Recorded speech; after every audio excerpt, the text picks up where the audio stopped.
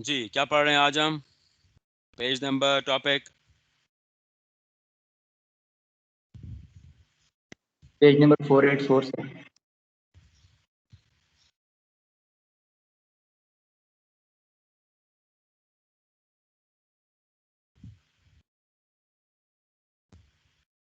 अस्सलाम वालेकुम सर। वास्सलाम, क्या हाल है? सब ठीक है? अल्लाह का शुक्र सर। चलो जी, आज हम पढ़ रहे हैं जी। कहाँ से हमने कंटिन्यू करना है? 484 पर हम कहाँ से पढ़ रहे हैं? यस बताओ भाई। हाँ, स्टार्ट से चलिए। 1.2। क्या हुआ? 4.485 के स्टार्ट से पढ़ना है सर। चलो भी सारे फोकस करो। 485 के स्टार्ट से, 484 के स्टार्ट से। 484 सर। चले 484 के स्टार्ट से मैं पढ़ रहा हूँ भी। चले सारे आप अलर्ट हो जाएं। ठीक हो गया? उठ के बैठो, जाग के बैठो, शाबाश। And will try to cover as much as we can. चलो जी।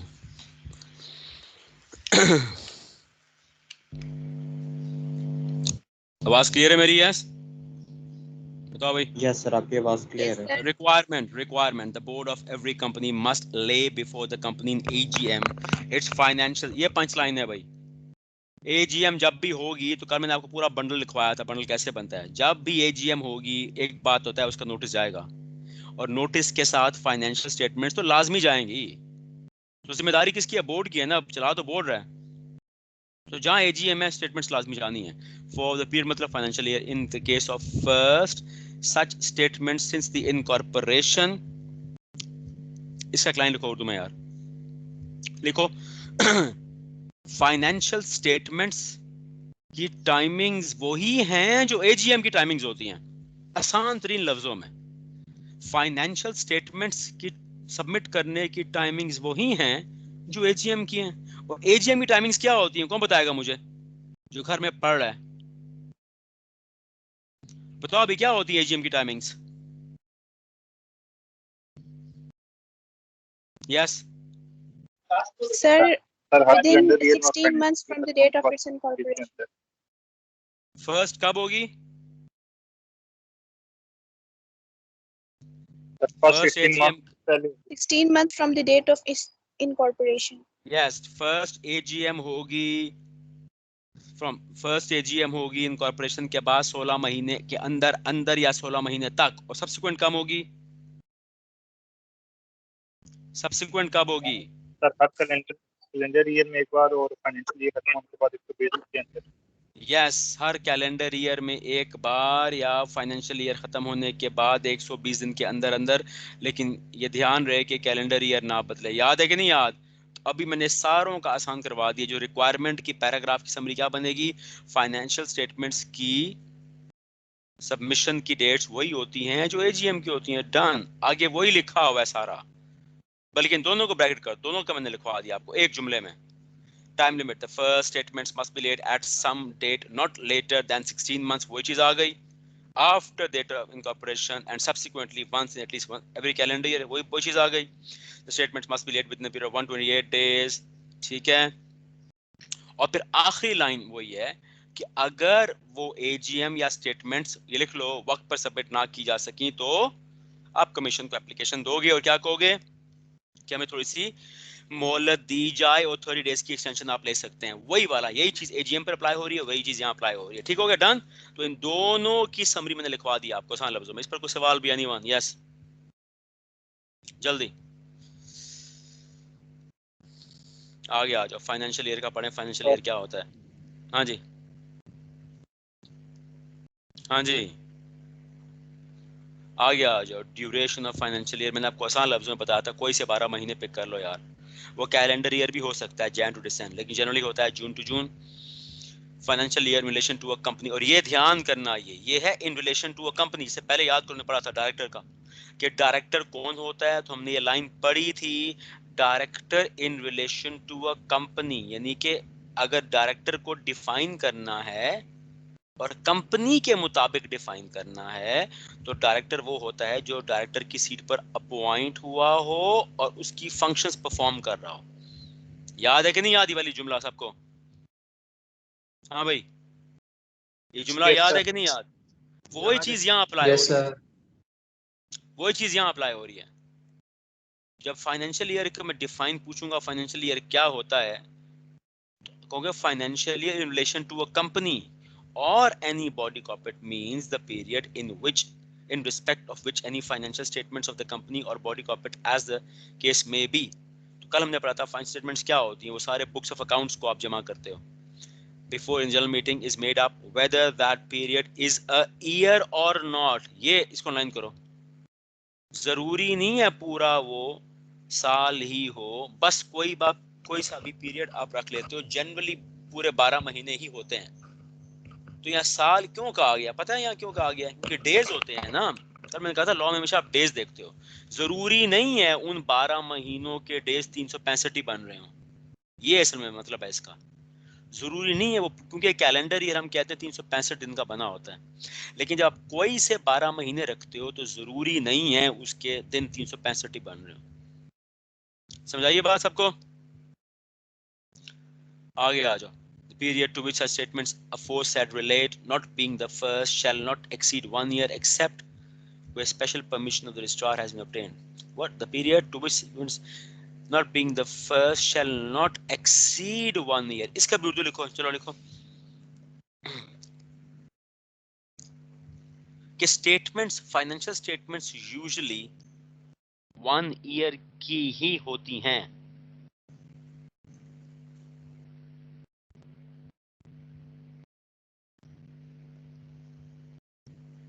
लेकिन अगर 12 महीने तक लेकिन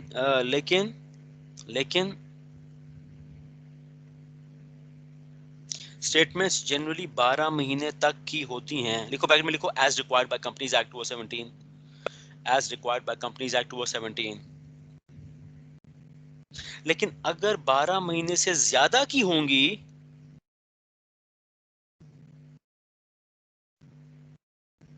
तो फिर रजिस्ट्रार की परमिशन लेनी पड़ेगी।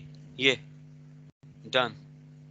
कंपनीज एक्ट ये कहता है बस 12 महीने काफी है ना, बस 12 महीने का हिसाब किताब दो ना, ज्यादा का ना दो, बस ये एक स्टैंडर्ड तय किया हुआ है। तो कंपनी पर लाजिम है, आपने पढ़ा हुआ है कि बोर्ड पर लाजिम है कि साल के आखिर में मीटिंग कॉल करे, याद है? बोर्ड कॉल करता है एजीएम, बोर्ड कॉल करता है स्टैट्यूटरी, और बोर्ड ही कॉल करता है ईजीएम, लेकिन 7 मेंबर्स भी कर सकते हैं। तो बोर्ड की जिम्मेदारी है ना। लेकिन अब बोर्ड ये कहे नहीं यार हम 12 महीने का नहीं, हम 15 महीनों का कराएंगे। क्यों भाई? लेकिन अगर ऐसी मजबूरी आ गई है तो फिर बता दो पहले रजिस्ट्रार को। डन। कुछ सवाल यहाँ तक? अब यहाँ से आगे ना, जब मैं आगे पढ़ना स्टार्ट करूंगा, अगले चैप्टर में 5-6 एक्सेप्शंस आएंगी that will apply to private company. जैसे हमने पहले लिखा था, मैंने सारा आपको इकट्ठा कराया था, याद होगा आपको। 2 चीजें सारी बिखरी हुई थी किताब में, मैंने आपको इकट्ठी करके लिखवाई थी। पहला था exceptions applicable to company limited by guarantee, याद है कि नहीं याद सबको? हाँ भाई, यस सर, लिखी हुई है सारी। फिर मैंने आपको लिखवाए थे टाइप्स ऑफ नोटिसेस, वो भी याद होगा आपको। Yes sir. तो ये चीजें जो बिखरी हुई है मैंने उनको इकट्ठा करके लिखवाया था ताकि आपके लिए आसानी हो जाए। अब यहां से ऑनवर्ड्स कुछ एक्सेप्शंस आएंगी applicable only to private company, उनमें अच्छे खासे सवाल भी आ जाते हैं। अभी पूरी कंपनी लॉ में हमने सर्कल सिर्फ टाइम लिमिट्स को किया है, ठीक है? सिर्फ टाइम लिमिट्स को आपने सर्कल करना है। अभी जो एक्सेप्शंस आ रही हैं प्राइवेट वाली, इसको आपने स्टार लगाना है, बड़ा स्टार। आगे आ जाओ। The financial statements shall be audited by the auditor of the company and the auditors report shall be attached. तो जो मैंने आपको बंडल बनवाया है कल, यही है ना? कल बनवाया बंडल मैंने आपको बनवाया, किसी और को बनवाया? हाँ जी, यस सर, बनवाया है। हमें बनवाया है। तो वही है ना। तो फाइनेंशियल स्टेटमेंट्स के ऊपर क्या रखी जाती है? Audit report. Financial statements will be accompanied by the audit report, वही लाइन लिखी हुई है ना ये। और देखो सिंपल है, विदाउट गोइंग इनटू टेक्निकलिटीज। जहां लफ्ज आता है ऑडिट, उसका मतलब होता है पैसों का हिसाब किताब। पुराने दौर में होते थे मुंशी, तो मुंशी साहब सारा पैसों का हिसाब किताब चेक करते हैं। जहां लफ्ज आएगा ऑडिट, वहां आएगा ऑडिटर। जहां आएगा ऑडिटर तो आपको कि वो एक बंदा भी हो सकता है, जैसे याद है ब्रोकर एक बंदा भी हो सकता है, या ब्रोकरेज हाउस कंपनी भी हो सकती है, ऐसे ऑडिटर होता है। यही आप लोग बनेंगे। ऑडिटर एक बंदा भी हो सकता है, अलग काम करे एज अ फ्रीलांसर, या आप ऑडिट फर्म में काम करें, केपीएमजी डेलॉयट, ठीक है। तो जब भी ऑडिट होता है वो ऑडिटर करता है। जब ऑडिटर आता है तो आपने एक बात कहनी है, ऑडिटर का साइन स्टैम्प इस बात की गवाही होती है कि ये फाइनेंशियल नंबर्स करेक्ट हैं। जहां पैसा है वहां ऑडिट है। ऑडिट का मतलब ये होता है ये जो पैसा है, जो नंबर्स शो कर रहा है, ये बिल्कुल करेक्ट है। तब ही फाइनेंशियल स्टेटमेंट्स, जो कि फाइनेंशियल स्टेटमेंट्स कौन बनाता है, स्कैन्स के अगर 10 डिपार्टमेंट्स हैं, 10 के 10 डिपार्टमेंट्स, हर डिपार्टमेंट का जो मैनेजर होगा वो अपनी स्टेटमेंट्स बनाएगा, कितना पैसा आया कितना गया। बुक्स ऑफ अकाउंट्स को अगर मैं आसान लफ्जों में करूं तो रोजमर्रा की बुनियाद पे कितना पैसा आया कितना गया। तो हर डिपार्टमेंट का मैनेजर उसका हिसाब किताब रखता है, वो अकाउंटेंट उसका हिसाब किताब रखता है। तो हर महीना और फिर सारे महीने मिला के हर साल के आखिर में वो हर महीने की जो माली हिसाब किताब है उसको इकट्ठा करो तो वो फाइनेंशियल स्टेटमेंट बन जाती है। इसमें हर डिपार्टमेंट की जो फाइनेंशियल स्टेटमेंट्स हैं उनको आप इकट्ठा करते हो, वो एनुअल फाइनेंशियल स्टेटमेंट्स बन जाती हैं। ठीक हो गया। और उनके साथ फिर अटैच होती है ऑडिट रिपोर्ट। अब देखो क्या आ रहा है, the requirement of audit shall not apply to a private company having the paid up capital not exceeding 1 million or such higher amount। अब इसके साथ स्टार लगाओ, बड़ा स्टार, और लिखो exception applicable to private company।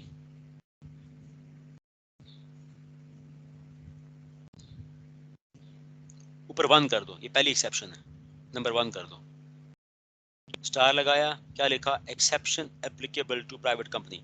तो पहली एक्सेप्शन क्या, एक्सेप्शन क्या होती है, यहाँ स्टैंडर्ड लॉ अप्लाई ना हो।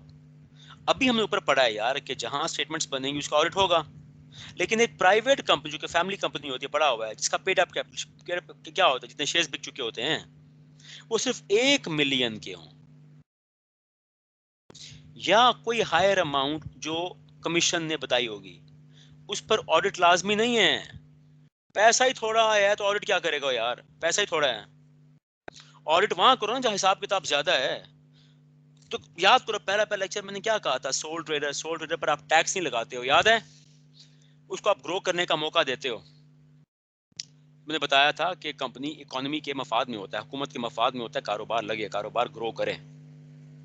जो नया कारोबार है वो एक नए पौधे की तरह है। तो नए पौधे को अगर आप हार्श कंडीशंस में रखोगे it will die out. So you allow that small sapling to grow until it can stand firm and can face the sun and the heat and the light and the wind, and then you bring that into the system, वो adapt होता है। इसी तरह जो नया business होता है when it's small, तो जो Companies Act 2017 it has allowed those businesses which have their paid up capital not exceeding 1 million to continue working, and their financial statements would not need an audit। अब आपको अगर सिर्फ audit ही नहीं हुआ तो फिर कैसे चलेगा। देखो स्कैम्स में भी ऐसे चल रहा है, ये कंपनी तो नहीं है, खैर ये कंपनी नहीं है तो पार्टनरशिप है ना ये। तो जो स्कैम्स के हमारे वो है ना अकाउंटेंट हैं, वही उसके ऑडिटर ही बन जाते हैं। छोटी कंपनीज में जो अकाउंटेंट होता है वही ऑडिट कर देता है, लेकिन उन पे कंपलसरी नहीं होता कि आप कोई बाहर से ऑडिटर लाओ। The main reason is there उनका जो पेड अप कैपिटल है। अगर हम पेड अप कैपिटल, हम कंपनी की स्कैम्स कंपनी नहीं है, ये कंपनी पे अप्लाई हो रहा है, सिर्फ कंपनी पर, तो फिर उस पर लाजिम नहीं है। कोई सवाल है तो बता दो भाई, यहाँ तक आगे आ जाओ। Dispatch to members, every company shall send audited financial statements together with the auditor's report। याद है आप देखो, ये आप जा रही है, ये अब एजीएम हो रही है। देखो हर कंपनी पर लाजिम है वो क्या भेजे, मेंबर्स को विजुलाइज करो कि एक कंपनी के मेंबर्स को जा रहा है नोटिस, क्या जाएगा उनके साथ, ऑडिटेड फाइनेंशियल स्टेटमेंट, वो जो बंडल मैंने बनाया था, टुगेदर विद ऑडिटर्स रिपोर्ट। फिर उसको क्या आएगी, डायरेक्टर्स रिपोर्ट, याद है, इन case of listed company chairman review report लिखवा दिया था मैंने। To every member of the company and every person who is entitled to receive notice, जिसको नोटिस का हक होगा उसको जाएगा, either by post or electronically at least 21 days।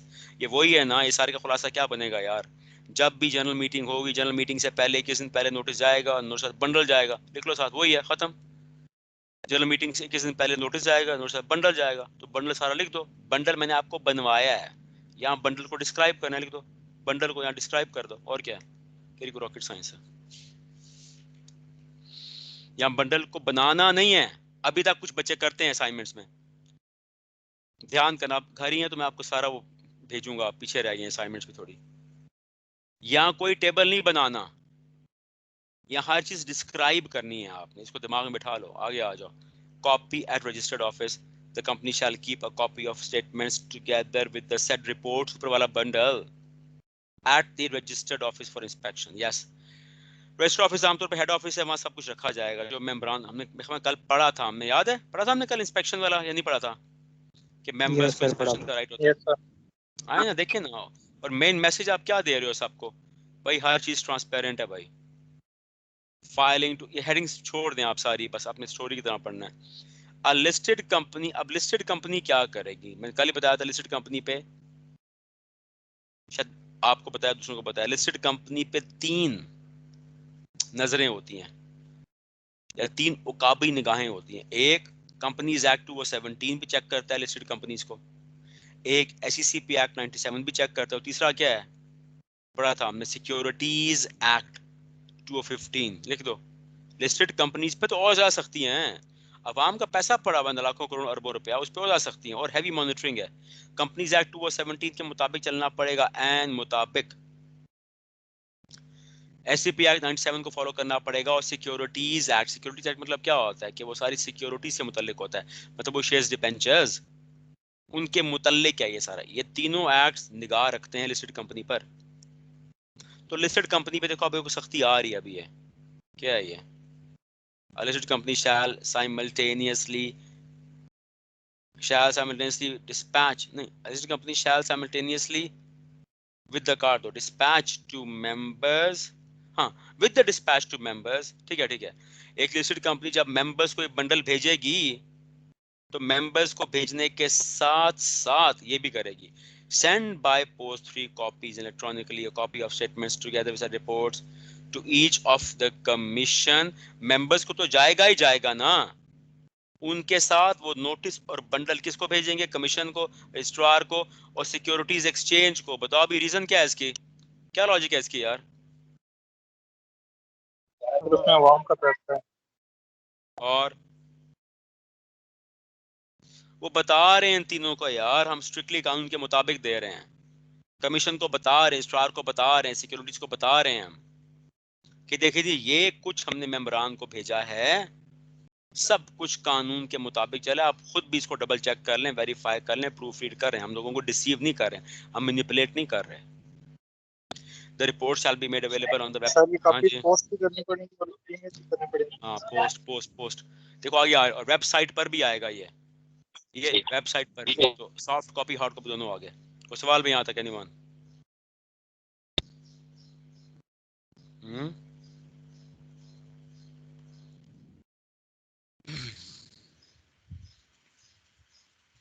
हाँ भाई, समझ आ रहा है सबको? अब्दुल्ला, आसिफ, हैदर, रमजा अली, हसन खान, खदीजा, इकरा, लाइबा, आली, Yes, sir. Yes, sir. Yes, sir. Yes sir, समझ आ रही और बाकी बच्चे होपफुली सारे जाग रहे हैं।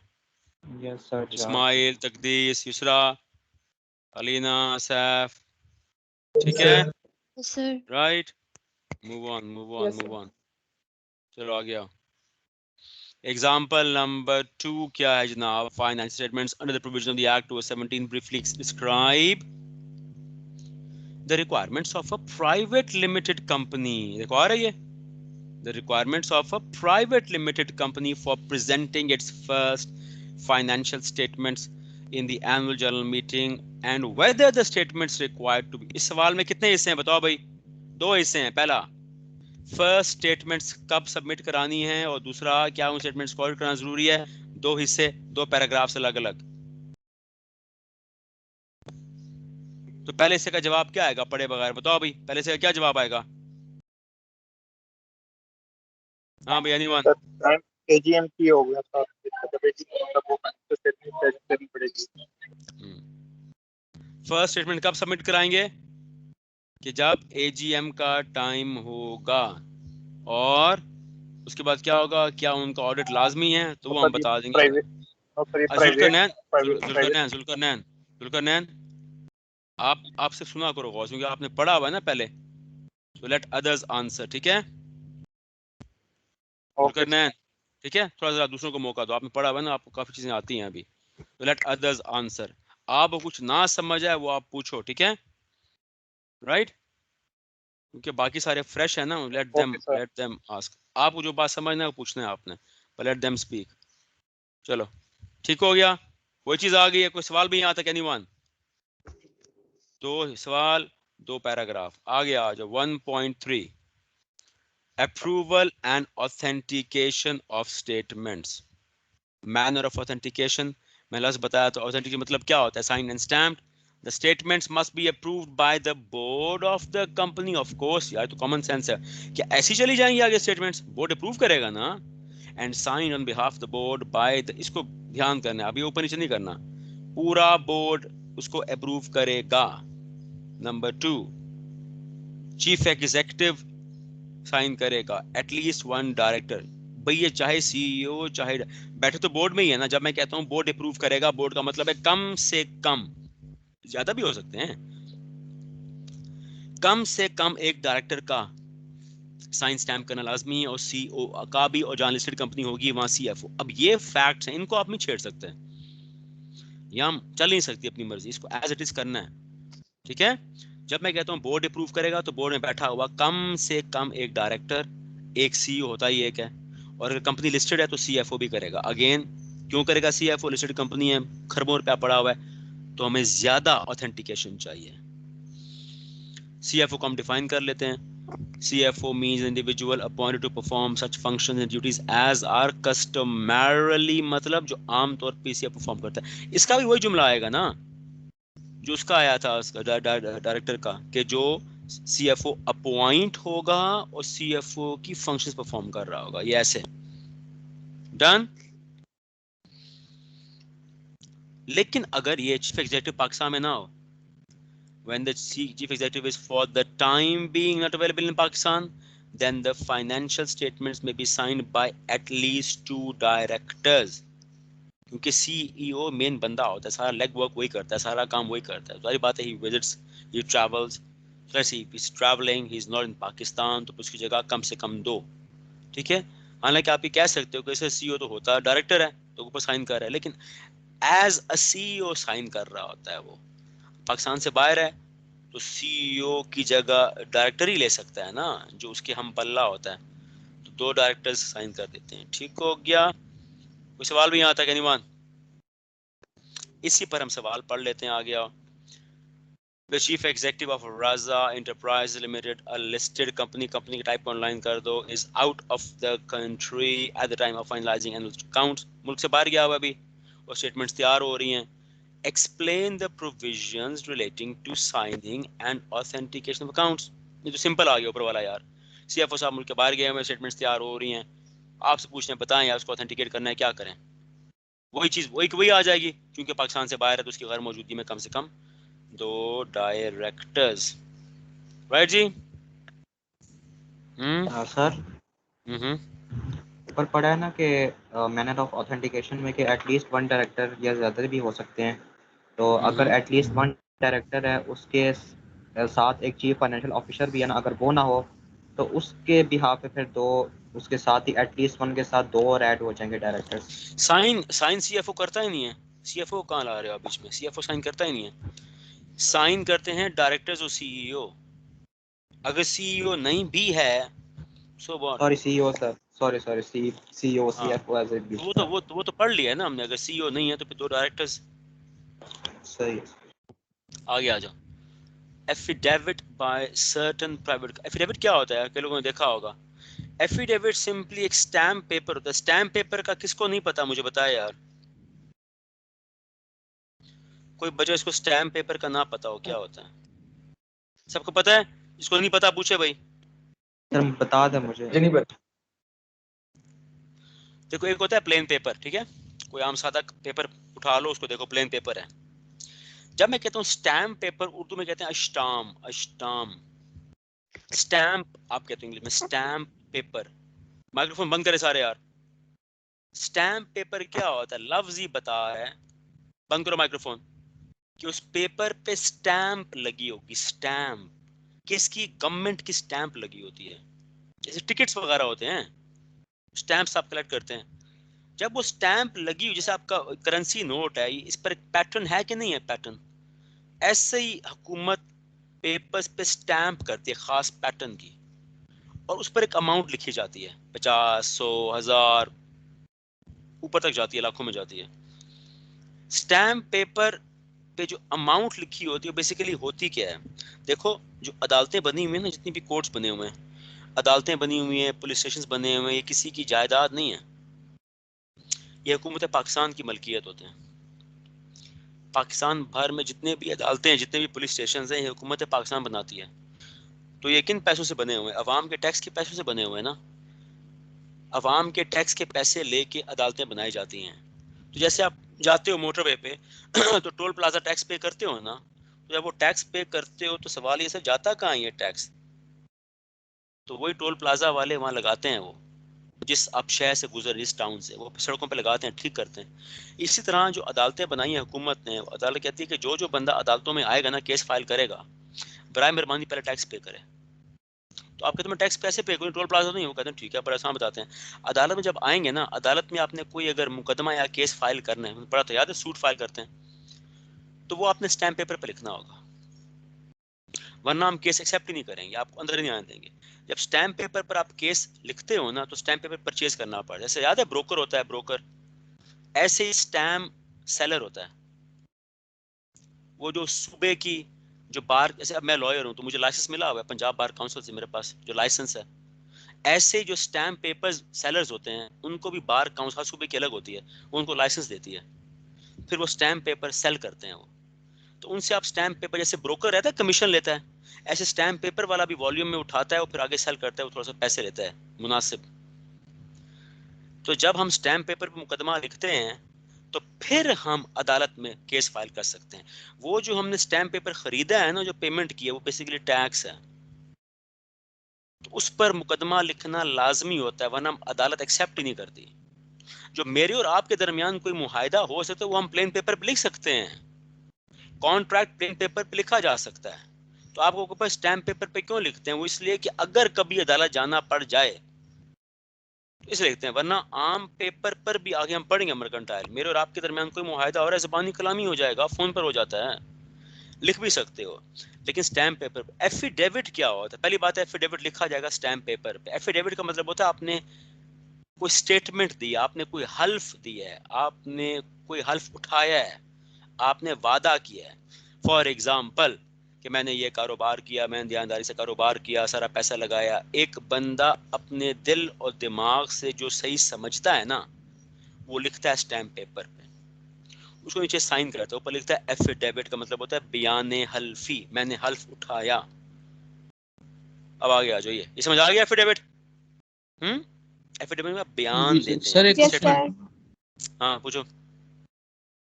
सर आप बता रहे थे अभी कि ज़बानी कलामी भी कोई मुआहदा हो सकता है, कॉन्ट्रैक्ट हो सकता है, तो उसको प्रूफ किस तरह करते हैं अगर कोई बंदा वायलेट कर दे कॉन्ट्रैक्ट? हाँ, जब ज़ुबानी कलामी होता है तो आपने, इसमें मैंने आपको कुछ बताए थे, याद है मैंने बताया था चेक्स वगैरह का, कि बैंक ट्रांसफर करानी है, बैंक डिपॉजिट, चेक को आपने हाथ नहीं लगाना जब तक कोई बड़ा साथ ना हो। तो उसके जी बारे में सर, आगे वो तो पढ़ेंगे, पता आगे है कि, आगे पढ़ेंगे, लेकिन हमारा सर चैप्टर आएगा, हमारा आगे चैप्टर आएगा, उसे मजीद पढ़ लेंगे। जब दो बंदे आपस में ज़बानी कलामी कोई मुआहदा करते हैं तो आपने लाजमी कोई विटनेस रखना है, या अब ये जो चीज़ बता रहा हूँ ये पहले नहीं थी, अब कानून बन गया, अब अदालतें कंसिडर करती हैं इसको। आप रिकॉर्डिंग करो, ठीक है, आप वीडियो बनाओ, उसकी ऑडियो वीडियो करो, वो एविडेंस है, वो अदालत में पेश हो सकता है। आइडियली साथ कोई विटनेस रखो, कोई बंदा रखो जब ज़बानी कलामी हो रहा है, या को वीडियो कर लो। अब आप कहोगे सर अगर वीडियो भी ना की हो, मैंने ये पूछोगे ना आप, अगर विटनेस भी ना हो और साहब मैंने रिकॉर्डिंग भी जी ना सर, की हो, तो फिर क्या करोगे? बताओ क्या करोगे, बताओ। फिर सर अल्लाह हाफिज़, फिर तो कोई विटनेस ही नहीं है, फिर तो कोई नहीं, एविडेंस ही नहीं है। बताओ कौन है अक्लमंद बंदा जिसके कोई फैमिली में कोई फोर्सेस में कोई बंदे हो, एजेंसीज में बंदे हो, इनके फैमिलीज में, वो शायद इसका जवाब दे सके। बताओ अभी।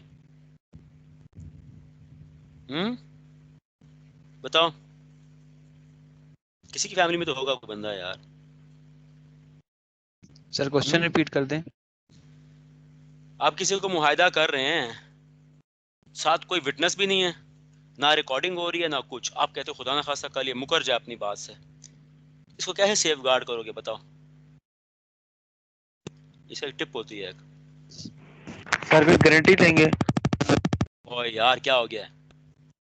कुछ भी नहीं कर रहे, ज़बानी कलामी बात कर रहे हैं वहाँ खड़े हुए यार, कोई एविडेंस नहीं सर है, कोई अपनी रिकॉर्डिंग नहीं। कॉन्ट्रेक्चुअल ऑब्लिगेशन पूरी करेंगे और वो जाके प्रेजेंट करेंगे कि मैंने अपना काम कर दिया और ये कर हाँ देंगे। वो तो करोगे ना, फॉर एग्जांपल सारी बात से मुकर जाए, सारे है ज़बानी कलामी, फिर क्या करोगे? आप गौर सुने बता रहा हूँ, हालांकि मुझे बताना नहीं चाहिए आपको, कुछ चीज़ें नहीं बताते होते, लेकिन चलो फिर बता देते हैं। अगर आप किसी को कॉन्ट्रैक्ट कर रहे हो, ठीक है, कोई बहुत ही चालाक अक्लमंद बंदा है, आपके पास कोई विटनेस नहीं है, तो आपने एक काम करना है, आपने काम ये करना है कि मेरा कर्सर यहाँ ब्लॉक हो गया, इसको क्या हो गया है यार, व्हाट, एक मिनट है जो यार, चलो चल रहा है। देखो ऐसा करना है, ये people are very clever, right? People are very evil and they would like to deceive you. Law पढ़ने का फ़ायदा आपको ये होना चाहिए, किसी के साथ जब खड़े हो ना, तो आप उसको बातों बातों में एक ऐसे लैम्प पोस्ट के साथ ले जाओ जहां आपके सिक्योरिटी कैमरास लगे होते हैं, वहां उनके खिलाफ ऑडियो सेंसर्स भी लगे होते हैं। समझ आ रही है बात?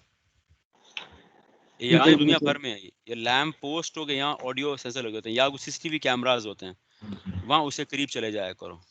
किसी भी इलेक्ट्रिकल जो आइटम लगी होती है ना, उसके साथ चले जाया करो। वहां अगर वो कैमरा लगा भी नहीं होता तो हिडन कैमरास लगे होते हैं, वहां से वो टैप हो जाता है। अब ये टैप कैसे होता है, इसको फिलहाल छोड़ दो, बस ये टिप है आपके लिए, ठीक है? अब मैं आगे पढ़ रहा हूँ। यार किधर क्या हो गया इसको?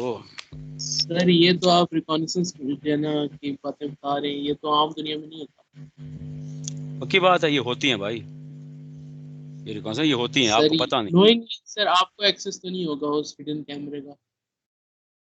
ओ यार सब होता है, अभी फिलहाल इतना कर लो बस, कभी आप ठीक आगे है। जाएंगे फिर आप ये काम आएगी। मैंने कहा आपको कोई फोर्सेस में बंदा है, कोई आपके उधर बंदा है, वो आपको बताएगा इस बात को। क्या सर अब मेरे क्या हो नेबर्स गया, में इसी बात को सुनते सुनते देखो मेरा हैंग हो गया, व्हाट इज गोइंग ऑन? ठहर जाओ यार, एक मिनट ठहर मेरे जाओ। नेबर्स में हम्म, सर दोनों घरों ने एक दूसरे के खिलाफ है, दोनों ने लगाया हुआ है। हाँ वो तो विजिबल कैमराज है ना, इसके अलावा मैं कह रहा हूँ जहाँ को विजिबल ना। एक मिनट ठहर जाओ, शायद ये बंद हो जाए, एक मिनट ठहर जाओ, गिव मी अ मोमेंट।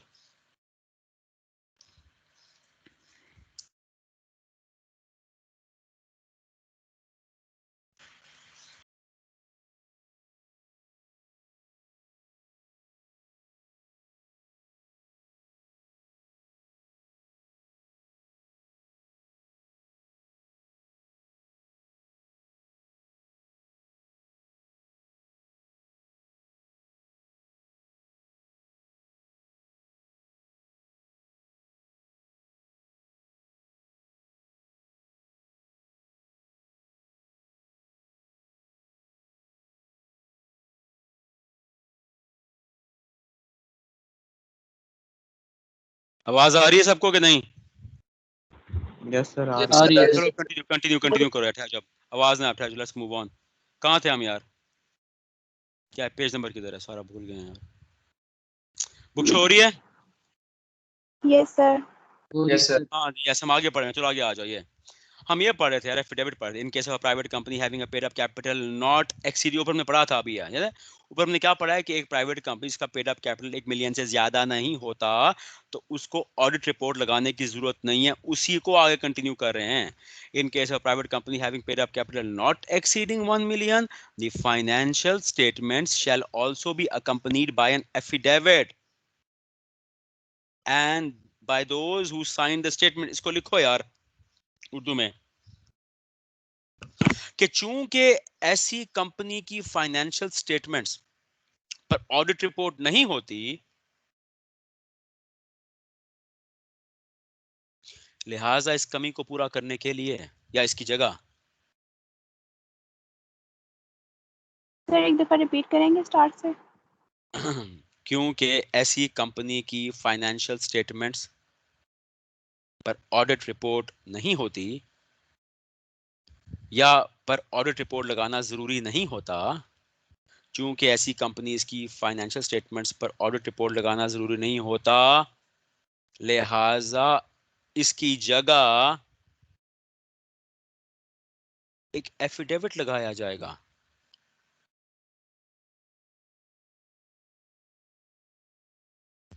और वो लोग इस एफिडेविट पर स्टेटमेंट देंगे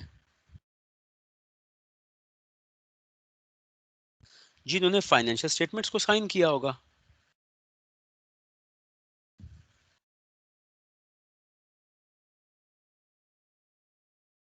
और वो ये हल्फन कहेंगे या वो ये इसमें ऑन ओथ कहेंगे कि ये स्टेटमेंट्स ट्रू हैं और फेयर हैं। डन। कोई सवाल है पूछ लो इस पर। हाँ भाई, इस पर कोई सवाल है पूछ लो। समझ आया कि नहीं आया? डन। आगे आ जाओ। Single member company, the financial statements of a single member company shall be signed by one director. एक डायरेक्टर भी सिंगल मेंबर है, मेंबर एक होगा, डायरेक्टर्स क्या पता 20 हो। कम से कम एक चाहिए ना, मैक्स तो लिमिट नहीं है। तो सिंगल मेंबर कंपनी में एक डायरेक्टर होगा जो खुद ही सारे शेयर्स का मालिक होगा, लेकिन उसके अलावा क्या पता 20 और डायरेक्टर्स हो, लेकिन जो मेंबर्स तो नहीं होंगे ना, बस एक साइन कर दे। Done, that's it. हाँ जी, कोई सवाल? आई विल मूव ऑन जी। Filing of financial statements with the registrar after AGM. जब एजीएम हो गई, स्टेटमेंट्स बनती हैं। यस, हर एजीएम के बाद बनती हैं। अब रजिस्ट्रार को फाइल करनी है। उसकी टाइम लिमिट्स क्या होती है, हमने पढ़ा हुआ था कि स्टेटमेंट्स की लिमिट्स वही हैं, टाइमिंग वही है जो एजीएम की होती है। After the audited statements have been laid before the company at the AGM and duly adopted. वो ऑनलाइन करो। एडॉप्ट का मतलब क्या होता है कि जब मेंबर्स उसको एक्नॉलेज करें, एक्सेप्ट करें। A copy of statements together with the reports and documents required duly received items shall be filed with the company with the directors.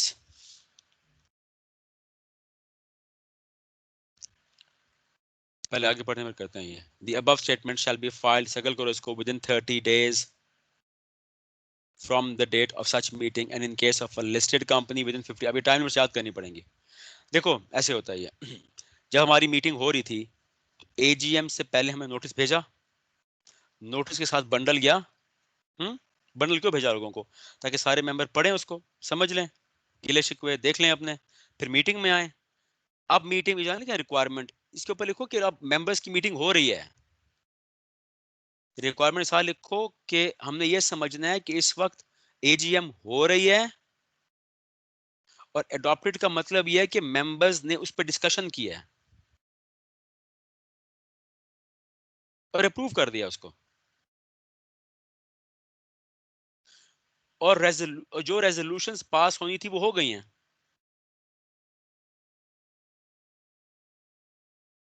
तो अब टाइम लिमिट में लिखो कि जब वो मीटिंग हो चुकी होगी और सीईओ डायरेक्टर साइन कर चुके होंगे, तो फिर मीटिंग के बाद 30 दिन के अंदर अंदर आपने वो स्टेटमेंट्स भेजनी है रजिस्ट्रार को।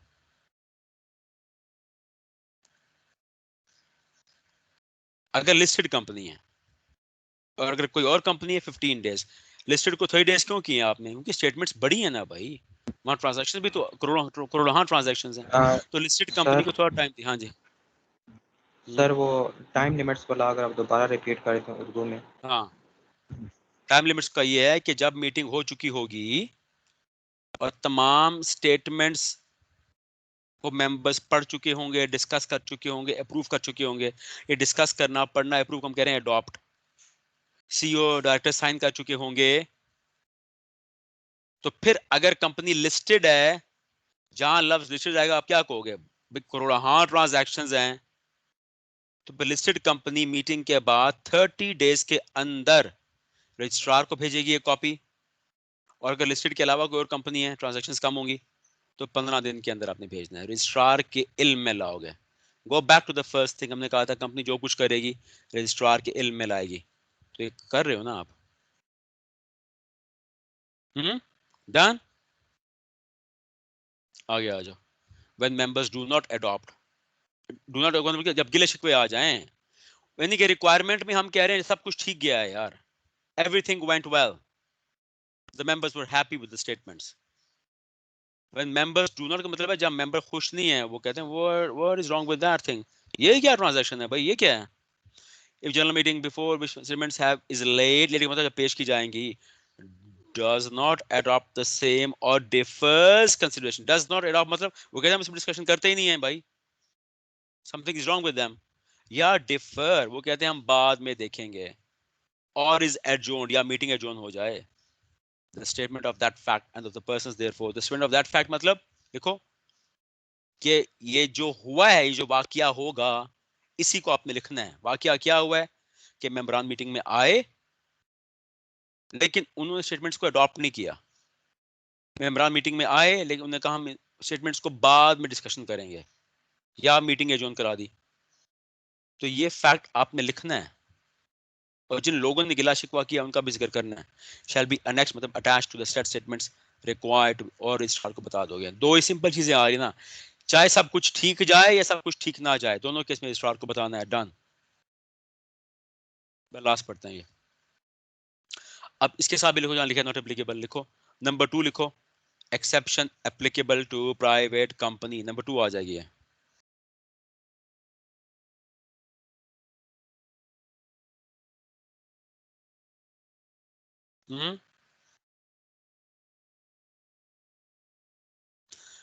This filing requirement shall not apply to a private company having paid up capital not exceeding rupees 10 million or such higher amount notified. तो प्राइवेट कंपनी को अगेन आप मोहलत दे रहे हो. पहले आपने मोहलत दी थी 1 मिलियन की कि ऑडिट रिपोर्ट लगाने की जरूरत नहीं है. अब आप उनको मजीद मोहलत दे रहे हो यार कि अगर आपका तो कैपिटल इतना है पेड अप, इससे कम है या इस तक है, तो इट्स ऑल राइट यार, आप फाइल ना करो, आप बस काम करो. दोनों केस में आप प्राइवेट कंपनी को मजीद मौका दे रहे हो. अब इसका मतलब क्या है कि जो 11 मिलियन होगा करना पड़ेगा. तो सवाल यहां तक. एनीवन? बस दैट्स इट. ठीक है, डन. हाँ जी. Yes sir. सर ये लास्ट वाली हेडिंग जो है वो रिपीट कर दें प्लीज. कौन सी हेडिंग? सर ये नॉट एप्लीकेबल टू वाली दोबारा समझा हाँ, दें. तो हमने क्या लिखा था? Exception number 2 applicable to private companies. ठीक है, और एक्सेप्शन है क्या कि एक प्राइवेट कंपनी जिसका पेड अप कैपिटल 10 मिलियन से कम हो या 10 मिलियन तक हो, उसको उस पर फाइनेंशियल स्टेटमेंट्स, उस पर लाजिम नहीं है कि फाइनेंशियल स्टेटमेंट्स जो मीटिंग के बाद लिखो, मीटिंग के बाद लिखो, मीटिंग लिखो, उस पर लाजिम नहीं है कि वो मीटिंग के बाद फाइनेंशियल स्टेटमेंट्स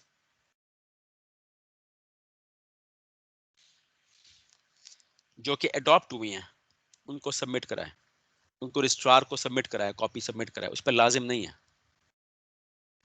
और ये भी लिख दो, सारे लिख दें कि बेशक वो अडॉप्ट ना भी हुई हो तब भी लाजिम नहीं है, चाहे अडॉप्ट हुई हो चाहे अडॉप्ट ना हुई हो. इट्स ऑल राइट, बस काम करते रहो. हाँ जी. आप यस सर, थैंक यू. और भी और कोई सवाल? चलो, let's mark the attendance. Extra class आज जो है वो बी लॉ 2 और 4 की होगी, आपकी नहीं होगी, क्योंकि आप ये चैप्टर वैसे भी खत्म करने वाले हैं. ठीक है, वो थोड़ा पीछे हैं तो उनको मैं साथ लेके आऊँगा ताकि वो आपके साथ मिल जाएं. ठीक है, तो आपकी एक्स्ट्रा क्लास नहीं है अभी फ़िलहाल, आप इसी को ख़त्म करेंगे और फिर हम आगे चलेंगे. ठीक हो गया है ना? सो आप अपनी असाइनमेंट्स वगैरह मुकम्मल करें. हम घर में ही हैं, मैं आपको असाइनमेंट्स और भेजूँगा ताकि उस काम को थोड़ा आगे चलाएँ. वो थोड़ा उस पर थोड़ा हॉल्ट आ गया था. We need to just. चलो, ये अब्दुल बासित एब्सेंट. अब्दुल मोइज प्रेजेंट है सर, वो उसका नेट का मसला है. प्रेजेंट है. Abdul Rafe absent. Abdul Samad sir. Abu Tawab absent, Abdullah Asif Present, sir. Abdullah bin Tariq absent, Ammar Present, sir. Ayesha Present, sir. Behram absent, Ghulam Muhammad Present, sir. Hafiz Bashir absent, Haider Rashid Present, sir. Hamza Ali Yes, sir. Hamza Yunus absent, Hasna Basi absent, Hasan sir उसके Khan mic का मसला है sir. Hamza Yunus present है sir. okay, Hamza Hasan Yunus Khan sir. okay, Present, sir. और Hina Shaheen Hina absent, Ifra absent, Ikra Present, sir. Khadija Present. Khalid Khan Present, sir. Laiba Bashir Present, sir. Laiba Iftikhar Present, sir. Maham Present. Maheen absent, Maryam Present. Mirza Muhammad Ibrahim Present, sir. Muhammad Abdullah Present, sir. Hassan Jamil Present, sir. Muhammad Ali Yes, sir. Armaghan absent, Hamza Khan Present. Imtinan absent, Usama Present, sir. Muhammad Saad absent, Shazeb Present, sir. Wasi Yusuf absent, Muhammad Yusuf absent, Zain Amjad absent, sir उसकी Najiullah leave है sir, वो hospital में। Present, sir. क्या हो गया उसको यार? Sir वो उनका किडनी स्टोन है मेरे ख्याल से। अल्लाह खैर, तो ख्याल रखो उसका यार। नजीउल्लाह Present, sir. नायाब Present. निमरागुल absent, नुमान करीम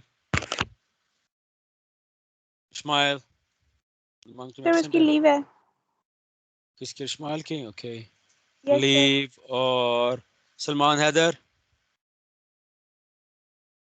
absent, Salman Khan Present. Salman Khan present है? Yes Salman Khan Sir, Salman Heider present. Salman Haider present है, सलमान खान एब्सेंट है। और Salma Tayyab Present, sir. Sherbano absent, Ammar Ali Present, sir. Hasan Mujtaba Present, sir. Ismail Shah Present, sir. Saifuddin Present, sir. Alina Present, sir. Taqdees Taqdees Present, sir. Present. Umar Majid Present, sir. Umar Farooq absent, Yusra Present. Zainab absent, Zayan Present, sir. Zuhaib Ali absent. Done, that's all for today. ठीक हो गया। आज 8th है और I think ये week I think will be back to the campus on Monday next week और hopefully सारे present होंगे इस वीक में। ये तुम्हारा ख़त्म होगा ही होगा कंपनी, साथ मर्केंटाइल भी हम स्टार्ट कर देंगे। डन जी, ठीक हो गया। I'll see you tomorrow sharp 11. Okay, thank you. Okay, Allah Hafiz. sir. Allah Hafiz. Allah Hafiz, sir.